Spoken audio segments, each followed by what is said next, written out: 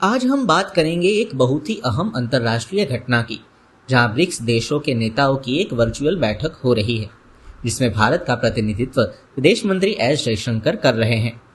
चलिए जानें इस बैठक की वजह क्या है और क्यों यह इतनी महत्वपूर्ण बैठक है।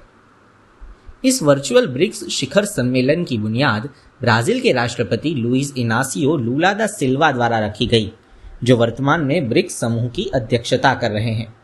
बैठक का मुख्य एजेंडा ये है कि अमेरिका के व्यापार बाधाओं और टैरिफ के चलते अंतर्राष्ट्रीय व्यापार में आई परेशानी पर चर्चा करना।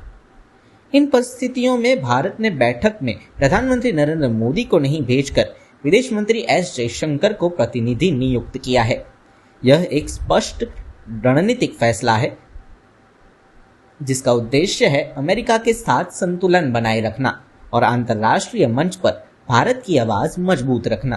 अब बात करते हैं उस टैरिफ की जो मुद्दा बना हुआ है।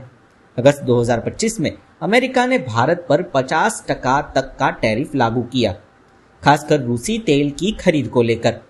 इससे भारतीय निर्यात को भारी झटका लगा, विशेष रूप से वस्त्र, रत्न, खाद्य और कृषि उत्पादों पर। रुपया गिरा, शेयर मार्केट प्रभावित हुआ और निर्यातक परेशानियां झेलनी पड़ी।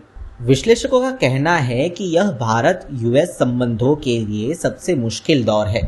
2 दशकों की साझेदारी पर संकट मंडरा रहा है। विशेषज्ञों का कहना है कि ऐसे टैरिफ भारत को रूस और चीन जैसी गतिशील शक्तियों की ओर धकेल सकते हैं। साथ ही ब्रिक्स जैसे बहुपक्षीय मंचों की अहमियत और बढ़ गई है। दोस्तों, यह ब्रिक्स बैठक सिर्फ एक वार्ता नहीं, बल्कि एक सामूहिक जवाब है, जहां भारत ने अपनी रणनीतिक भूमिका दिखाई है। जयशंकर के नेतृत्व में भारत ने यह संदेश स्पष्ट कर दिया है, वह वैश्विक व्यापार और नीति निर्माण में विचारशील और प्रभावशाली भागीदार रहेगा।